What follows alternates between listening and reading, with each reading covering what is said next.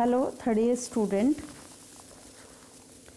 आज हम जो पिछली क्लास में पढ़ाया था रोजगार व आय का कीन्स का मॉडल, उसके आगे पढ़ाते हैं। पिछली क्लास में हमने समग्र मांग और समग्र पूर्ति के परिभाषाओं से स्टार्ट किया था। उसमें हमने उनकी परिभाषा बताई थी और रेखा चित्र के माध्यम से समग्र मांग और समग्र पूर्ति की सहायता से संतुलन कीमत व वास्तविक उत्पत्ति का निर्धारण किया था। और उसके बाद इसी के द्वारा आपने प्रभावपूर्ण मांग यानी इफेक्टिव डिमांड को निर्धारित किया था और साथ में बताया था प्रभावपूर्ण मांग is equal to C plus I plus G. C क्या है? निजी उपभोग, आई क्या है? निजी विनियोग और जी क्या है? उपभोग व विनियोग वस्तुओं के लिए सरकारी मांग अथवा कुल सरकारी व्यय। इसे आज हम आगे पढ़ाते हैं। कीन्स के रोजगार सिद्धांत में कुछ पारिभाषिक शब्द व अवधारणाओं का प्रयोग किया गया है जिसके बारे में हम पढ़ेंगे। उसके बाद उसके रोजगार सिद्धांत की विस्तार से चर्चा की जाएगी। इसमें जो सबसे पहले है उपभोग की प्रवृत्ति, उपभोग फलन, जिसे इंग्लिश में कहते हैं द प्रोपेंसिटी टू कंज्यूम और consumption function. Doctor Lord Keynes का मत है कि एक देश का उपभोग मुख्यतः वहाँ की आय और उपभोग की प्रवृत्ति पर निर्भर करता है। आय के बढ़ने से कुल उपभोग में वृद्धि होती है, लेकिन उपभोग की सीमांत प्रवृत्ति क्रमशः घटती जाती है। आमदनी के बढ़ने से उपभोग में जो वृद्धि होती है उसका माप उपभोग की सीमांत प्रवृत्ति यानी एमपीसी, जिसको हम कैसे कैलकुलेट करते हैं? Delta C upon delta Y. Delta C क्या है? उपभोग में परिवर्तन, डेल्टा वाई आय में परिवर्तन। जब इसका हम भाग देते हैं तो हमें क्या प्राप्त होता है? उपभोग की सीमांत प्रवृत्ति। उपभोग की औसत प्रवृत्ति जिसको हम एपीसी के नाम से करते हैं, जो यानी उपभोग में आय का भाग देने से प्राप्त होती है, यह भी आय के बढ़ने पर घटती जाती है। इसका तात्पर्य है कि जिस हिसाब से जिस अनुपात में आय बढ़ती है उस अनुपात में हमारा उपभोग नहीं बढ़ता, अर्थात हमारी बचत बढ़ती जाती है। कीन्स के सिद्धांत में उपभोग की सीमांत प्रवृत्ति का अधिक महत्व दिया है जो कि क्रमशः घटता जाता है। तात्पर्य है कि जो आमदनी बढ़ती है तो बढ़ी हुई आमदनी का प्रत्येक रुपये में से उत्तरोत्तर कम अंश उपभोग में लगाया जाता है और अधिक अंश बचाया जाता है। कीन्स के अनुसार गुणक की मात्रा के गुणक की परिभाषा क्या है? गुणक जिसको हम के से डिनोट करते हैं is equal to 1/1 minus MPC. MPC क्या है? सीमांत उपभोग प्रवृत्ति यानी मार्जिनल प्रोपेंसिटी टू कंज्यूम, जिसका हम आगे विस्तार से चर्चा करेंगे।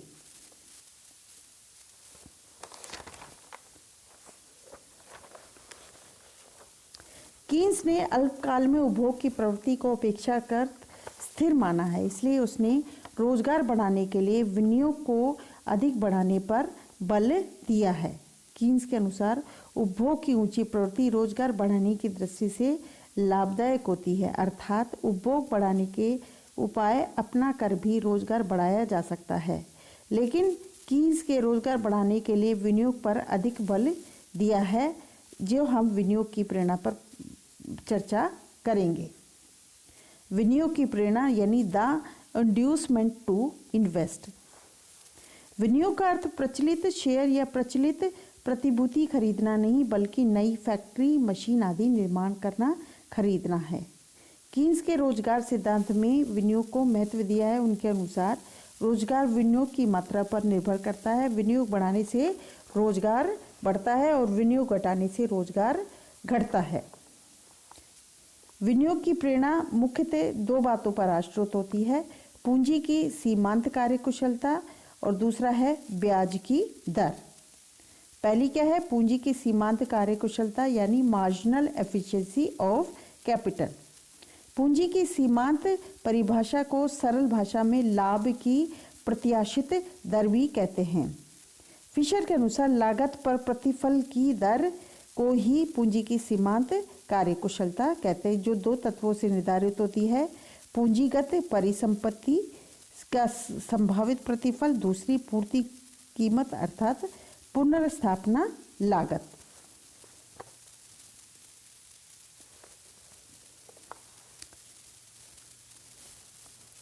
प्रत्येक उद्यमकर्ता फैक्ट्री आदि में पूंजी लगाते समय यह अनुमान लगाता है कि उस फैक्ट्री के कार्यकाल में प्रतिवर्ष कितने प्रतिफल मिलेंगे। मान लीजिए फैक्ट्री n वर्ष के लिए प्रतिफल देगी, तो हमें Q1, Q2, Q3 यानी Q1 आदि के प्रथम, द्वितीय, तृतीय व n वर्ष के लिए प्रतिफल के रूप में सूचित कर सकते हैं। पूंजी की पूर्ति कीमत यानी सप्लाई प्राइस नई परिसंपत्ति की उत्पादन लागत होती है, अर्थात पूर्ति कीमत उस परिसंपत्ति की कीमत नहीं होती जो पहले से विद्यमान है, अर्थात पुरानी परिसंपत्ति की लागत नहीं होती, यानी नई जो परिसंपत्ति होती है उसकी वो लागत होती है। अगर इसके हम सूत्र के रूप में करें तो यानी पूर्ति कीमत इजिकल टू बट्टा काटे हुए संभावित प्रतिफल यानी supply price is equal to discounted prospective yield, यानी Q1 upon 1 plus RM plus Q2 अपॉन 1 plus RM square plus Q3 1 plus R3 कहते हैं, जिसमें Q1 Q2 ये सारे क्या हैं, पूंजी परिसंपत्तियों से प्राप्त होने वाले संभावित प्रतिफल हैं, और अन्य और ये RM पूंजी की सीमांत कार्यकुशलता को बताता है।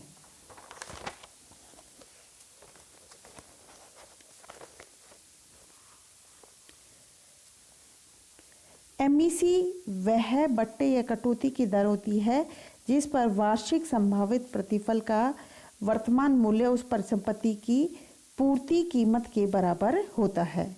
रोजगार सिद्धांत में पूंजी की सामान्य सीमांत कार्यकुशलता के विचार में महत्व होता है। एक दी हुई स्थिति में सामान्यता MEC के उस विशेष परिसंपत्ति की सीमांत कार्यकुशलता को कहते हैं जो समाज के लिए ज़्यादा उपयोगी होती है। दूसरे शब्दों में विभिन्न परिसंपत्तियों की व्यक्तिगत सीमांत कार्यकुशलताओं में सर्वोच्च कार्यकुशलता सामान्य MEC कहलाती है। यह प्रतिफल की सर्वोच्च आंतरिक दर को सूचित करती है। मान लीजिए एक दिए हुए समय में इस्पात में पूंजी लगाने से समाज को सबसे ज़्यादा लाभ मिलने की संभावना होती है, तो इस दिशा में एक इकाई अतिरिक्त पूंजी बढ़ाने से जो सर्वोच्च प्रतिफल की दर मिलती है वह पूंजी की सामान्य कीमत कार्यकुशलता मानी जाएगी। उपयुक्त विवेचन के आधार पर पूंजी की सीमांत कार्यकुशलता का रेखाचित्र बताया गया है। इसमें 2 MEC हैं।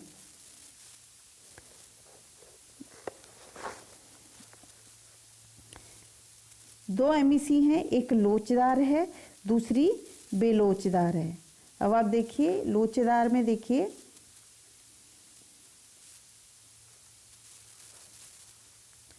OX पे हमने विनियोग की मात्रा ली है और OY पर हमने पूंजी की सीमांत कार्यकुशलता व ब्याज की दर ली है।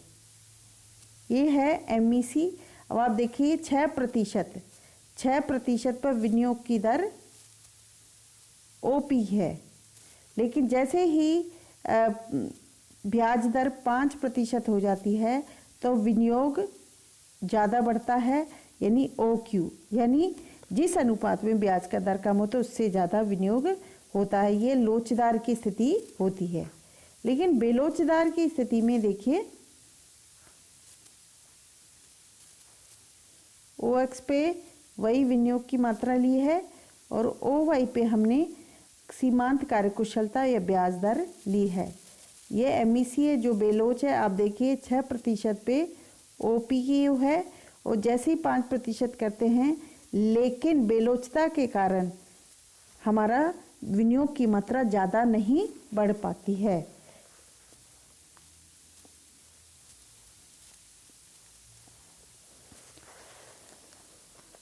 अर्थात उद्यमकर्ता MEC अर्थात लाभ की प्रत्याशित दर की तुलना ब्याज की दर से किया करते हैं। जब तक MEC की मात्रा ब्याज की दर से अधिक होती है तब तक विनियोग बढ़ा जाएगा।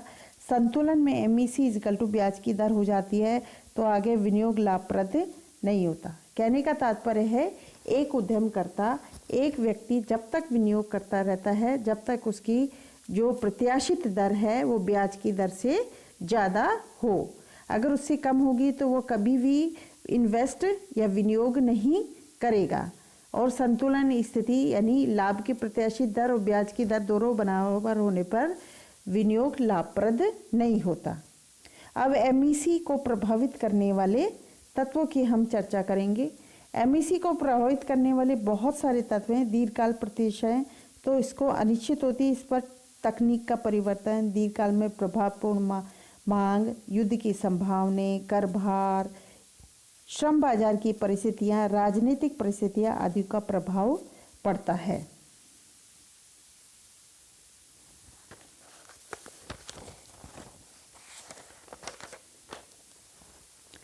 उद्योग के शेयरों के भाव बढ़ते हैं तो विनियोगकर्ता उसकी तरफ आकर्षित होते हैं क्योंकि उसे लाभ की प्रत्याशित दर अधिक प्रतीत होती है।